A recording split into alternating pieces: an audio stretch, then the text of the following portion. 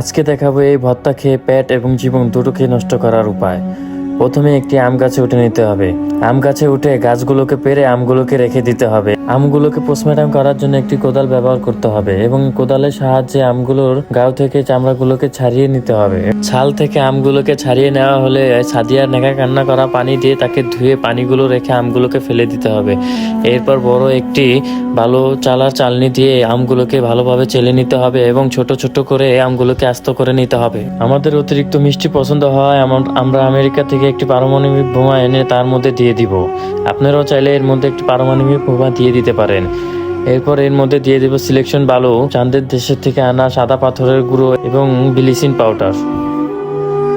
এরপর গামলার মধ্যে নেমে পাউ দিয়ে মুড়ে নিলে এটি হয়ে যাবে একটি সুস্বাদু ও আজে বাজে রেসিপি। এই আজে বাজে রেসিপিটি গুঁড়া থেকে পুরা যেই খাচ্ছিল সেই বলছিল ওয়াও।